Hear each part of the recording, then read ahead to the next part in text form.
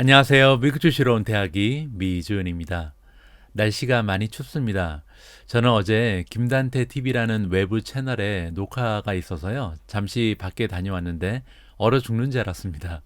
뭐 이 정도 날씨 갖고 뭐 그렇게 엄살을 떠냐 그러신 분들이 계실 텐데 저는 그 동남아에 한 9년 정도 살았잖아요. 그래서 한국의 겨울을 굉장히 오래간만에 겪거든요. 그래서 이렇게 추운 날씨가 굉장히 생소해서 나름대로 고생을 하고 있습니다. 여러분들 날씨 추운데 감기 조심하시고요. 아직까지 코로나 바이러스의 영향에서 벗어나지 못했기 때문에 바이러스에도 신경을 쓰시면서 겨울을 준비하셔야겠습니다. 자, 오늘 방송만이라도 따뜻한 느낌 날 수 있도록 따뜻한 목소리로 전해드리도록 하겠습니다. 11월 24일 조금은 추운 날씨지만 따뜻하게 시작하는 오늘의 미국 주식 뉴스 바로 시작합니다. 미주은 채널에는 오늘도 좀 따뜻한 소식이 있어서요. 여러분들과 공유하고 넘어갈까 합니다. 어제 제가 미주은 다행 포트폴리오 세 번째 투자 종목을 함께 선정해 주세요라고 포스팅을 남겼는데요. 무려 14,000명이 넘는 굉장히 많은 분들께서 참여를 해주셨습니다. 결과가 제가 볼 때는 약간 의외였는데요. 메타가 34%를 얻어서 1위를 차지했습니다.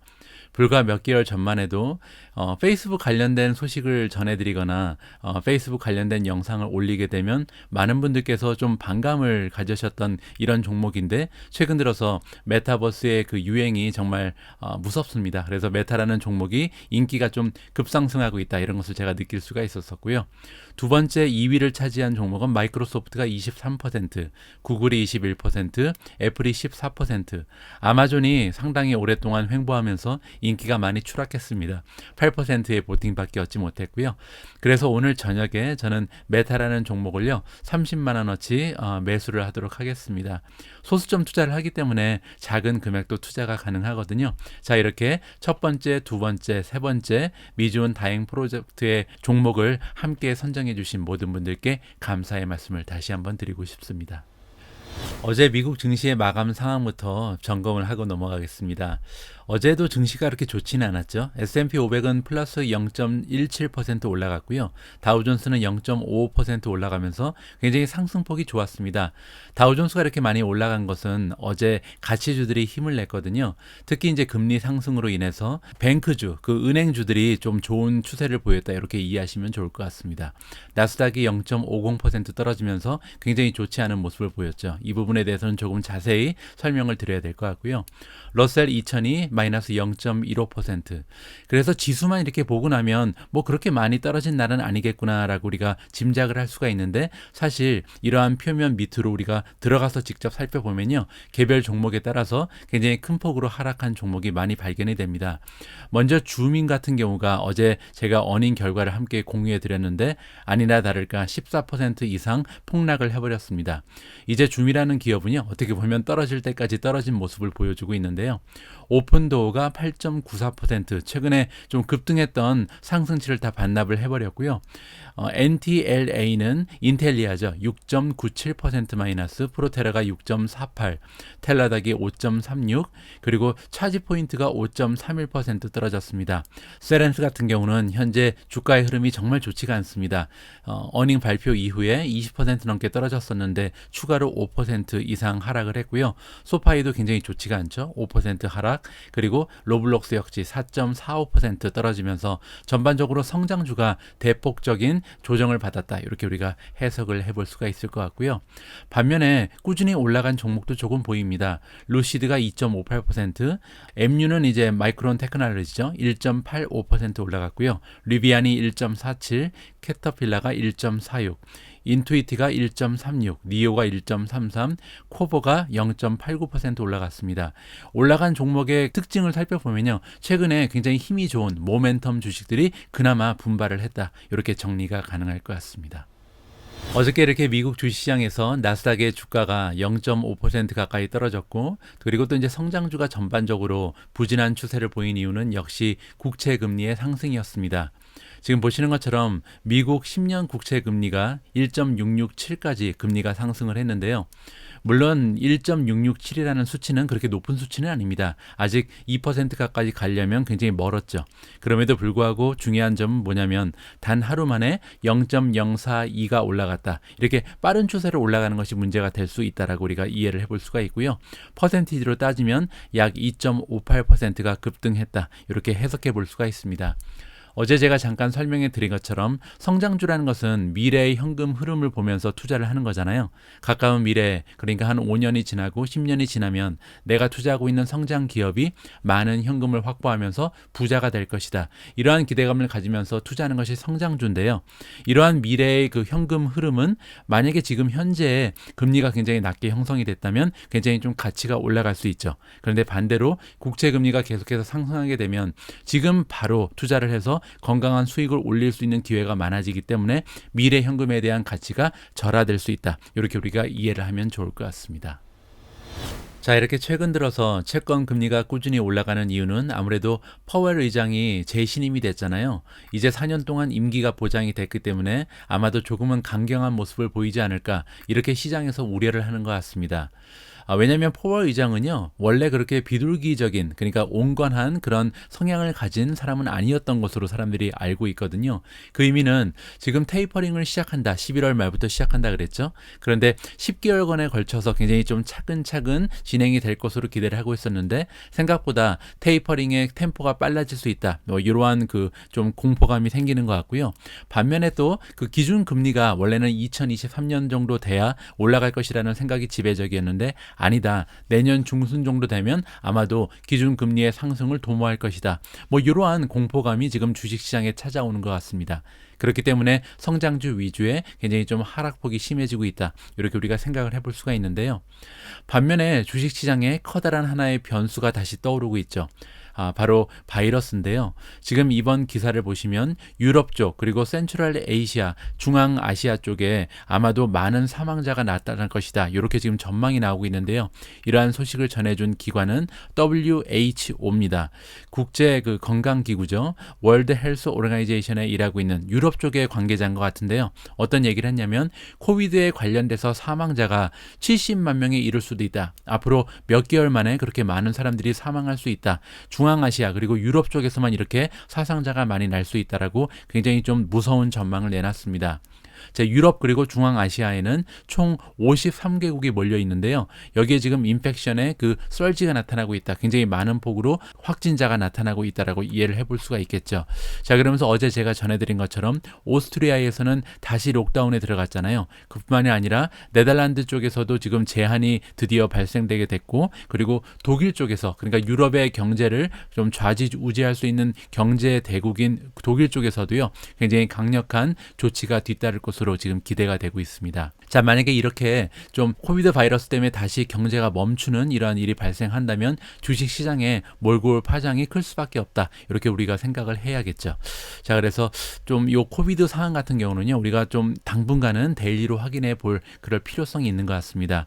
보시는 것처럼 지금 그래프가 굉장히 빠르게 좀 우상향하고 있잖아요. 이러한 추세가 좀 꺾이기를 바라보고요. 미국 쪽만 좀 살펴볼까요? 미국 어제 같은 경우 7만 7천 명의 새로운 확진자가 발생을 했고요. 사망자 역시 1,100명이나 됐습니다. 따라서 미국 쪽도 지금 바이러스의 영향에서 자유롭지 못하다는 것을 우리가 다시 한번 확인을 해볼 수가 있는 거죠.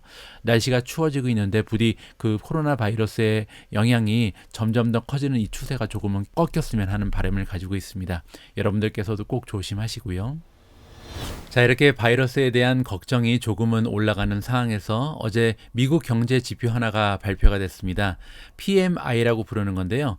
PMI라는 것은 Purchasing Manager Index라 그래서 각 기업에서 구매부에 일하고 있는 매니저들이 있잖아요. 이들을 상대로 서베이를 해서 과연 각 기업들이 지금 상황이 어떤지 이러한 추세를 살펴보는 지수라고 생각하시면 될 것 같습니다. 자, US의 프라이빗 섹터, 그러니까 이제 사업을 하는 사람들을 얘기하죠. 비즈니스 부분의 성장이 계속 계속해서 좋아 보인다. 그러니까 지금 11월 상황이 괜찮다. 이렇게 지금 얘기를 해주고 있죠. 지금 페이스를 조금 잃어버리긴 했다. 이렇게 나와 있습니다. 따라서 성장세가 약간 둔화되는 모습을 보이고는 있지만 그럼에도 불구하고 서베이 결과가 나쁘지 않았다라고 지금 나와 있죠. 이번에 페이스가 약간 둔화된 이유를 서비스 섹터에서 찾을 수 있다. 이렇게 지금 넌지시 알려주고 있습니다. 여기 보시는 것처럼 미국 쪽에 컴포짓 아웃풋 인덱스가 나와 있는데 컴포짓이라는 것은 이제 합쳐놓은 거잖아요. 원래 이 PMI 지수, 즉 구매자 지수라는 것은요, 원래 그 제조업 그리고 서비스 업체를 각각 측정을 합니다. 그런데 이 두 개를 합쳤을 때 우리가 컴포짓 아웃풋 인덱스라고 부르면 되거든요. 56.5를 기록을 했습니다. 11월 달에 그렇다는 거고요. 지난달 10월 달에는 57.6으로 굉장히 높은 수치였는데 약간 줄어들었다. 그래서 이제 아까 말씀드린 것처럼 추세가 약간은 감소 추세에 있다. 이렇게 우리가 이해를 해볼 수가 있죠. 자, 여기에서 지금 다시 한번 설명을 해주고 있습니다. 컴포짓 아웃풋 인덱스라는 것은 베이스를 어디에 두고 있냐면 PMI 서베이의 결과에 따라서 지금 나타내는 지수고요. 매뉴팩처링, 제조업 그리고 서비스 섹터를 합친 것이다. 매뉴팩처링, 즉 제조업의 60%를 가져가고요. 나머지 40%는 서비스 섹터의 분위기를 반영한다. 이렇게 보시면 될 것 같습니다. 자, 그리고 이 지수가 만약에 50을 넘어가게 되면 지금 굉장히 성장이 좋다라고 우리가 이해해 볼 수가 있는 거고요. 반면에 50 밑으로 떨어지게 되면 오히려 지금 경제가 수축하고 있구나, 좋지 않구나, 이렇게 해석을 해볼 수가 있습니다. 다행히 11월 달에 56.5라는 건강한 수치를 발표한 것으로 봐서는 아직까지 경제적 성장이 지속적으로 나오고 있다. 이렇게 우리가 기대를 해볼 수가 있는 거죠. 자, 그리고 지금 샵 업턴이다. 그래서 아직까지는 굉장히 좀 좋은 추세로 경제가 올라가고 있는데요. 굉장히 고무적인 부분은 뭐냐면 우리가 다 인지하고 있는 것처럼 레이버 쇼티지, 사람을 뽑기가 너무 어렵다고 이렇게 지금 토로를 하고 있잖아요. 기업들 입장에서 굉장히 어려운 문제가 있고, 또한 서플라이 체인의 바틀넥이 있다. 병목 현상, 즉 지금 그 서플라이 체인이 무너졌다, 이렇게 얘기를 하고 있죠. 그래서 기업에 굉장히 좀 어려운 상황이 많이 있는데도 불구하고 구매자 지수, 구매 담당 매니저들의 지수 PMI 지수는 50을 훨씬 상회하는 것으로 봐서는 커다란 악영향을 끼치지는 못하고 있다. 그래서 아직까지는요, 미국 경제의 성장이 꾸준하다라는 것을 우리가 이번 지수를 통해서 확인을 해볼 수가 있었습니다. 이 지수 역시도 다음 달에 또 발표되면요, 제가 여러분들께 업데이트를 해드리도록 하겠습니다. 어제 성장주 위주의 하락이 나타났다고 말씀을 드렸는데, 대표적인 성장주들이 모여있는 섹터가 하나 있습니다. 바로 소프트웨어 기업들이죠. 우리가 SaaS라고 부르는 이런 기업들인데, 이 기업들의 분위기가 굉장히 좋지 않다. 이러한 기사가 나와 있어서 한번 읽어보도록 하겠습니다. 스노우플레이크, 그리고 크라우드 스트라이크 홀딩즈, 마지막으로 서비스 나우, 이러한 종목들이 굉장히 좀 많이 떨어지는, 브로드 셀오프라는 것은 전반적으로 한꺼번에 떨어지는 거거든요. 한 종목만 떨어진 것이 아니고 소프트웨어에 관련된 주식들이 전반적으로 다 떨어지는데 영향을 받았다. 이렇게 우리가 이해를 해볼 수가 있겠죠. 자, 여기에는 클라우드 관련된 기업들, 그리고 데이터 분석을 하는 그런 섹터들이 전반적으로 지금 리트리트, 떨어졌다, 지금 하향 추세를 보이고 있다, 이렇게 생각해 볼 수가 있고요. 그 이유는 아까 우리가 살펴본 것처럼 in the wake of라는 것은 뭐뭐를 뒤따라서, 뭐뭐의 결과로, 이런 뜻이거든요. 그래서 줌 비디오가 한꺼번에 많이 떨어지는 추세를 보이면서 나머지 사스 기업들도 그 뒤를 따르고 있다, 이렇게 해석을 해볼 수가 있습니다. 자, 마켓이 그 정리를 하면서, 그러니까 이제 시장 막판에 많이 떨어졌다는 거죠. 스노우플레이크 그리고 크라우드 스트라이크가 각각 4% 가까이 떨어졌고요. 서비스 나우가 3.3%, 아틀라시안이 4.5%, 헙스폿이 한 4% 정도 떨어지면서 시장이 마감됐습니다. 아사나 역시도 4.6% 떨어졌고요. 자, 그리고 밑에 나와 있는 것은 이제 설명을 해주는 거죠. 왜 이렇게 소프트웨어 기업들이 하방 추세를 보여주고 있는지 요거를 좀 생각을 해봐야 되는데, 여기 나와 있는 설명은 이렇게 나와 있습니다. 최근 들어서 이 기업들은 원래 리모트 워크, 그러니까 원격 근무를 하는 사람들이 많아지면서 혜택을 받은 그런 기업들인데, 이제 원격 근무가 조금씩 해제가 되고 있다는 거죠. 대기업들이 다시 그들의 인플로이들을 불러 모으고 있다. 그래서 다시 오피스로 출근할 것을 조금씩 권유하면서 이렇게 그 원격 근무의 수혜를 받았던 종목들이 떨어지는 추세를 보인다. 이렇게 설명을 해주고 있습니다. 저는 개인적으로 개인적으로 이러한 설명은 좀 동의하지 않고요. 원격 근무가 갑자기 사라진다는 것은 그들의 이제 주장인 거고, 실제적으로 실생활에서 원격 근무가 완전히 사라질 가능성은 저는 적다고 생각을 합니다. 오히려 가면 갈수록 우리가 원격 근무에 활용하는 테크놀로지가 오히려 발전을 할 거고요. 그렇게 되면 원격 근무가 오히려 더 편해지는 세상이 근시일에 찾아올 것이라는 기대를 가지고 있는 것이 저의 투자 논리거든요. 그래서 여기에는 제가 동의를 할 수 없고, 어제 이렇게 사스 기업들이 떨어진 것은 아까 말씀드린 것처럼 성장주가 전반적으로 떨어지는 추세에 보였기 때문에 대표적인 성장주, 즉 대부분의 소프트웨어 기업들은 아직까지 적자를 기록하고 있는 이런 기업들이거든요. 그래서 많은 타격을 받을 수밖에 없었다. 이렇게 설명하는 것이 더 맞을 것 같습니다. 자, 그중에서 줌이 가장 타격이 심했다라고 나와 있죠. 어제 하루 동안 14%나 주가가 폭락하는 이런 추세를 보여줬습니다. 개인적으로 여기 나와 있는 이름들, 줌뿐만이 아니라 스노우플레이크라든지 크라우드 스트라이크, 그리고 서비스나우, 아틀라시안, 그리고 아사나, 대부분 다요. 저는 개인적으로 굉장히 좋게 보는 그런 종목들이거든요. 한 가지 문제가 있다면 아직 적자 기업임에도 불구하고 주가 프리미엄이 너무나 많이 올라가 있었다. 따라서 이런 기업들이 오히려 이렇게 주가가 주춤하는 모습, 그리고 폭락하는 모습을 보여준다면 줍줍의 기회로 삼아야 된다. 저는 그렇게 생각하고 있습니다. 나중에 사스 기업들 관련해서도 조금 더 자세한 분석 영상을 준비해 보도록 하겠습니다. 다음으로 읽어볼 기사에는 테슬라가 등장을 합니다. 테슬라도 어제 주식 가격이 많이 하락을 했습니다. 4.14% 정도 급락하는 추세를 보여줬는데요. 이번 기사에는 제가 좀 낚였습니다. 기사의 제목을 보시면 테슬라의 주가가 왜 이렇게 갑자기 떨어졌나, 이러한 질문을 하면서 기사가 시작이 됐거든요. 그래서 어떠한 일이 있었나 보다 하고 살펴봤는데 별다른 일은 없었습니다. 보시는 것처럼 테슬라가 쿨링 업하고 있다, 지금 약간 좀 식고 있다, 이렇게 나와 있잖아요. 그 이유가 뭐냐면 지난 5번의 스트레이트 섹션, 그러니까 지난 5일 동안 장이 서면서 계속해서 5일 내내 상승을 해왔다, 이렇게 지금 설명을 해주고 있습니다. 그렇기 때문에 조정을 받은 것이고요. 여기 나와 있는 것처럼 지난 한 주 동안 테슬라의 주가는 6% 이상 상승을 했고요. 6주간 27% 이상 주가가 껑충 뛰어 올랐습니다. 따라서 조정을 받을 때가 됐다, 이렇게 지금 설명을 해주고 있는 거죠.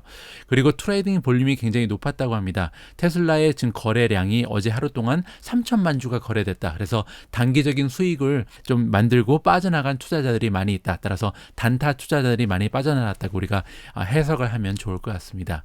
자, 이왕 테슬라에 관해서 얘기를 하는 김에요, 테슬라의 시장 분위기를 좀 살펴보도록 하겠습니다.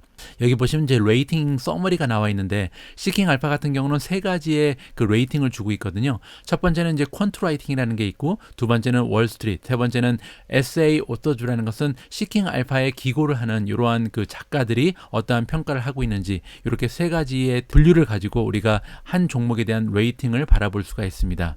자, 퀀트 레이팅이 그중에서 수치적 분석을 하는 건데, 이 퀀트 레이팅을 우리가 좀 살펴보면요, 밸류에이션은 굉장히 안 좋죠. F 학점을 받았기 때문에 너무나 비싼 주식이고요. 성장률 굉장히 좋죠. 프로피터빌리티, 수익률도 이제 굉장히 좋은 기업으로 인정을 받기 시작하고 있습니다.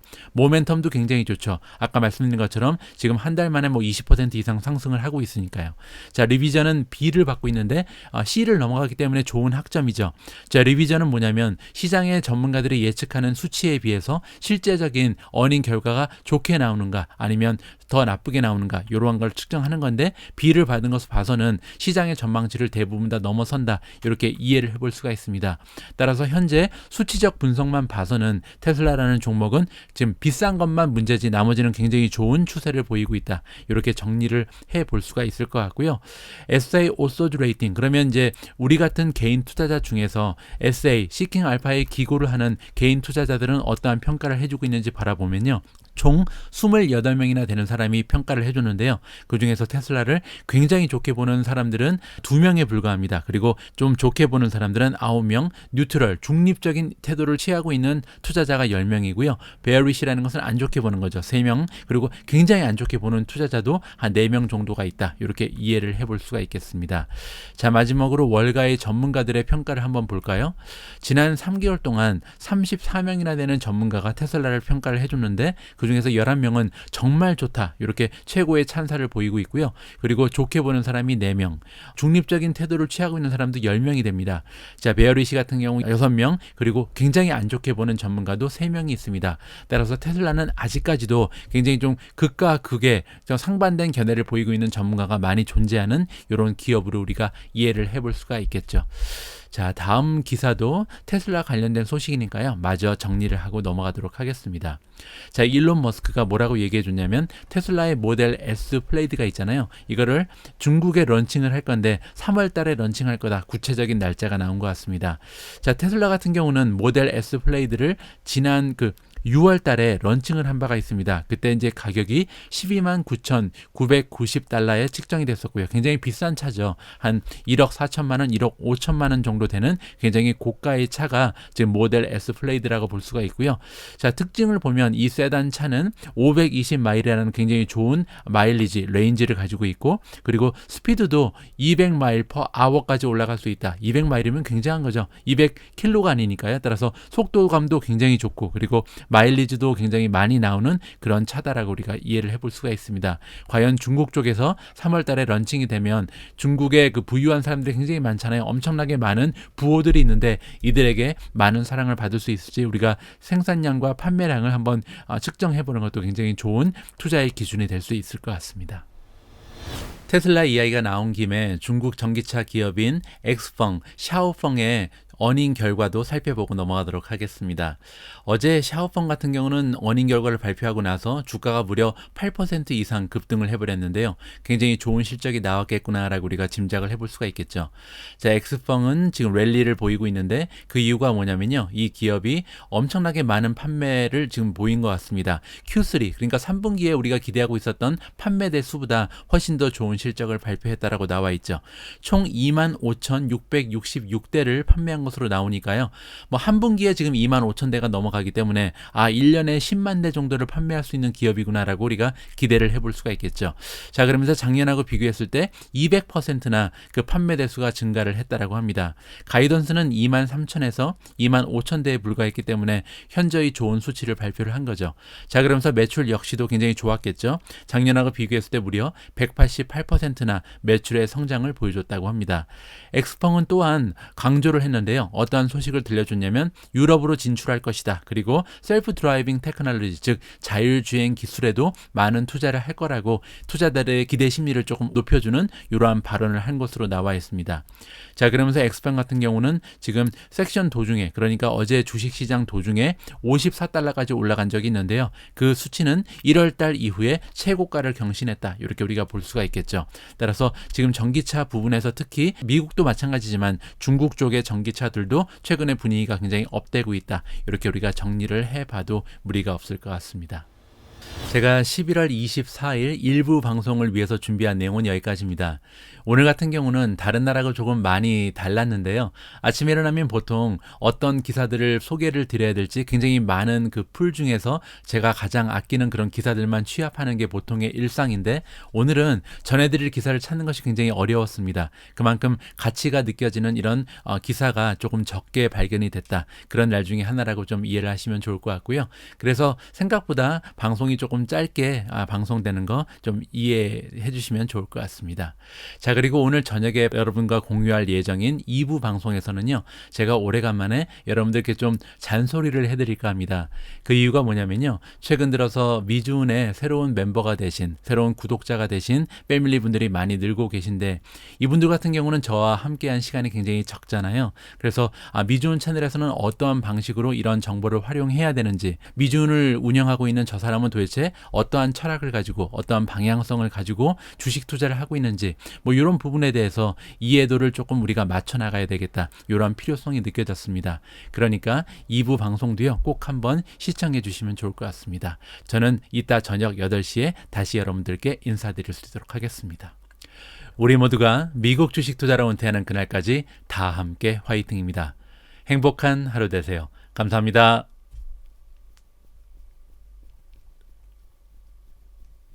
오늘도 귀중한 시간 내서 미주은 시청하고 계신데 여러분들 투자에 작은아마 도움이 되었으면 합니다. 오늘 전해드리는 컨텐츠가 분량 관계로 1부와 2부로 나누어서 방송이 되거든요. 저녁 시간에 방송될 2부 영상도 꼭 많은 시청 부탁드리겠습니다. 감사합니다.